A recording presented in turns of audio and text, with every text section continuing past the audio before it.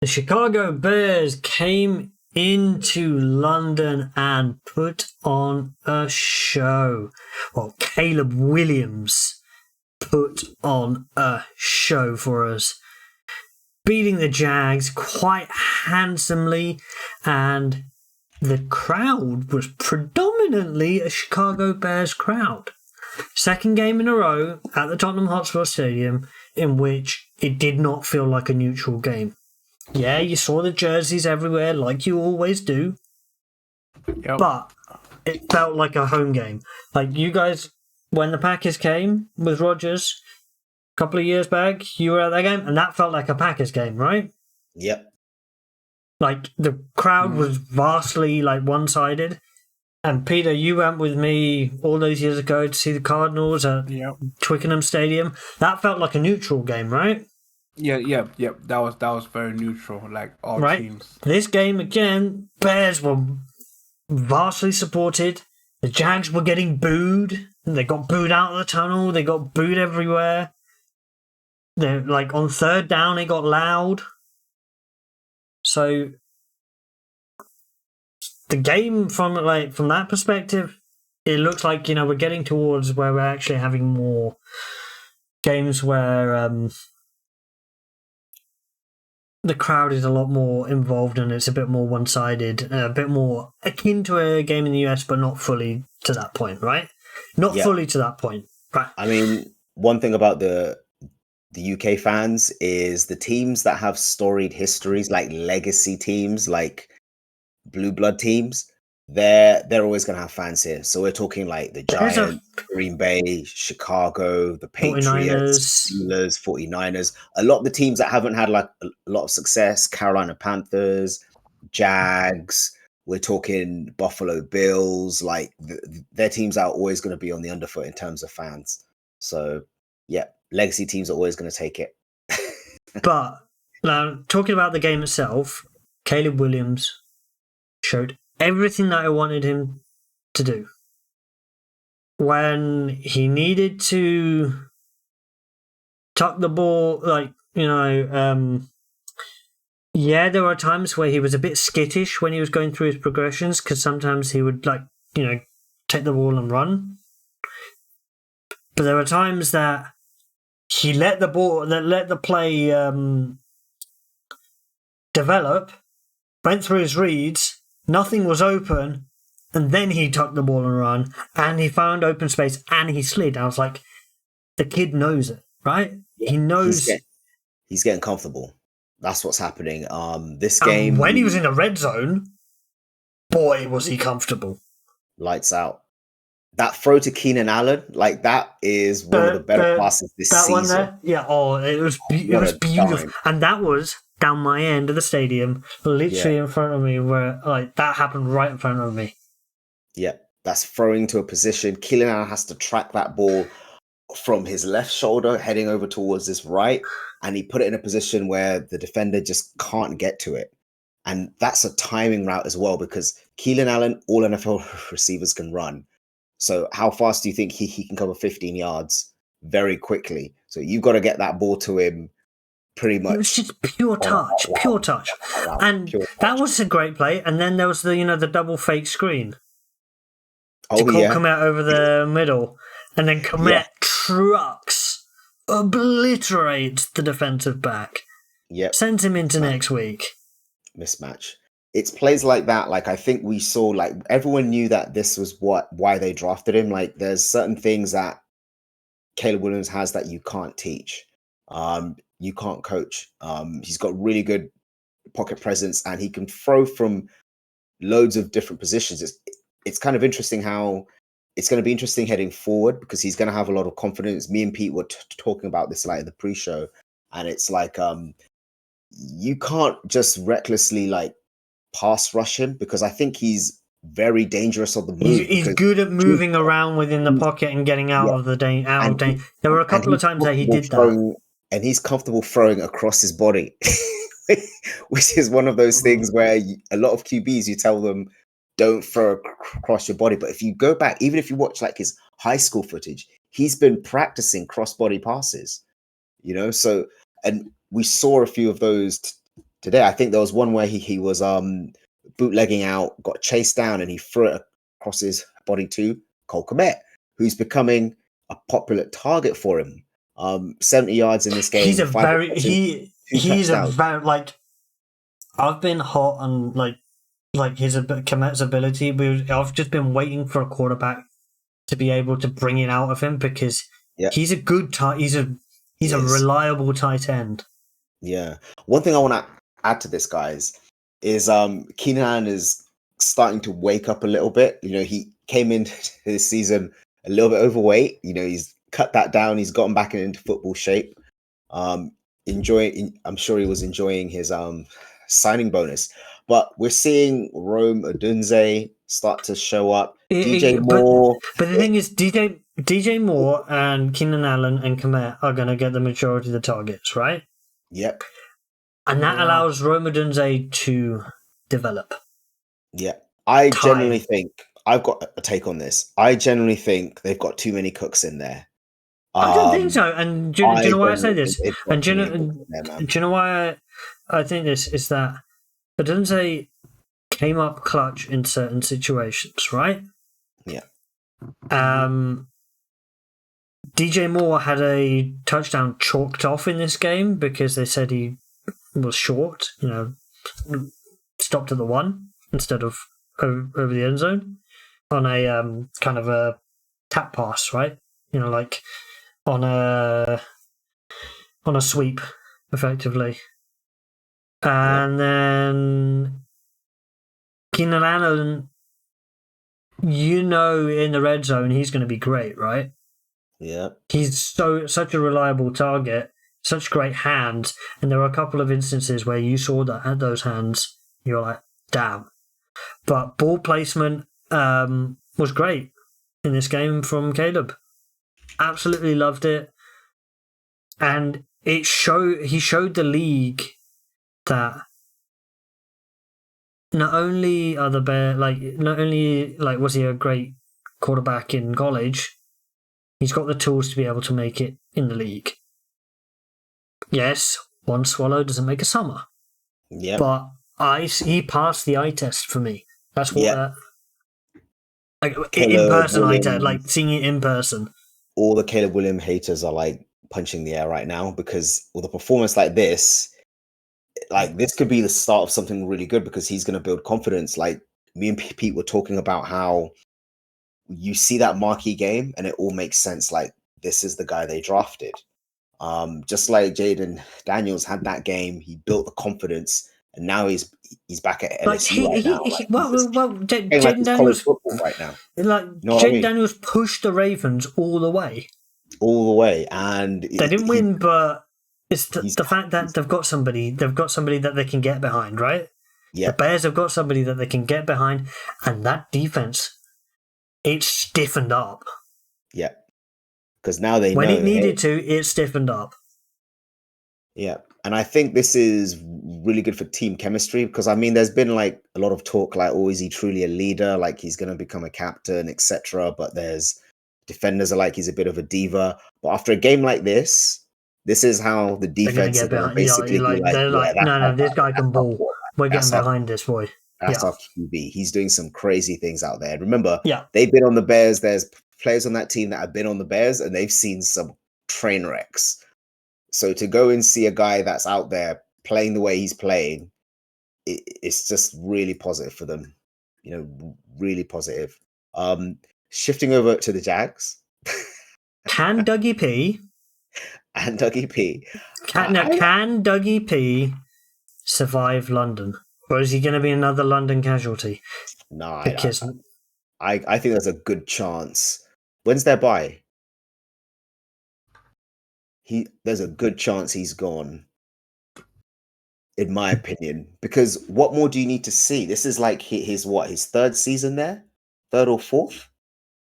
They're 1-5 now. There's nothing left to see, mate. But is it There's him? been no progression. Is it Bulky? The thing is, like, I think it's both of them, but I think when you look at the head coach, week 12. There we go. He's triggered now. Week 12?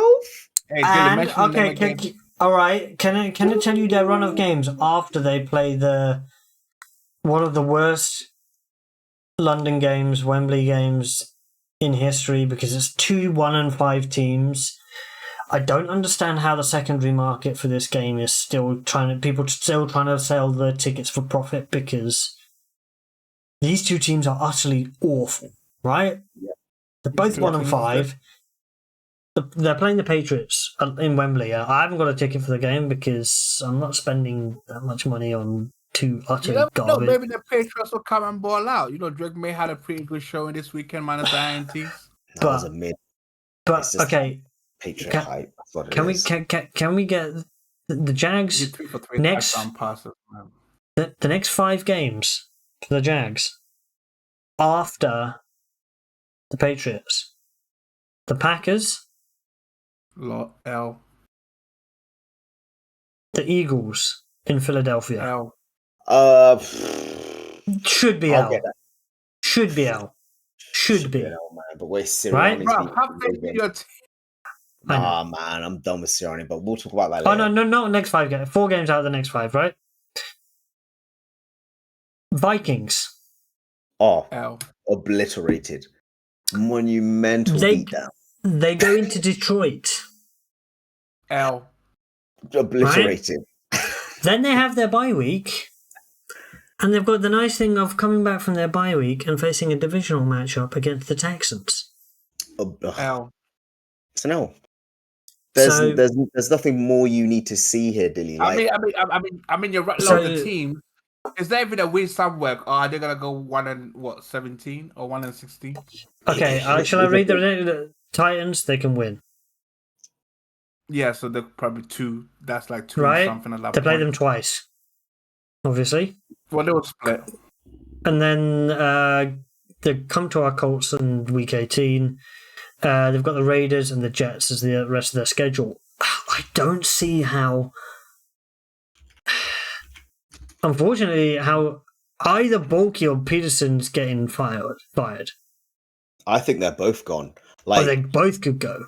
I think they both look. The thing is, nothing like their drafting has been terrible, historically terrible. Like, not only have you completely whiffed, but the whole Aiden Hutchinson, Trayvon Walker, he was available and you took Trayvon. I get it, he's a specimen, but not over the best defender in that draft, like edge rusher in that draft. But that's not even the worst case. If you cannot convert any of your draft picks to starters on your team in the next four years, which is what he's categorically failed, you're not actually building a team. Okay, you can't build through free agency. Exactly, you can't build through free agency. That you're just not going to have any cap space. You have to hit on your draft. In an NFL draft, let's say you get 8 rounds, 8 players, you draft 8 guys, right? You need at least two or three of those players to be starters on your team. The Jags have screwed up on all of their picks. I mean, don't get me wrong. Some guys Walker's starting, but he's not their level of play. That he's a non-factor. He got drafted ahead of Aiden Hutchinson. He's a flop. Like, he's completely flopped. You got Doug Pederson, who's been there for, I think this is like his 4th season, and we're not seeing an improvement. So what more do you have to see? Do you want to see year 5 and 6 as well? There's no need. Break it up. It's done.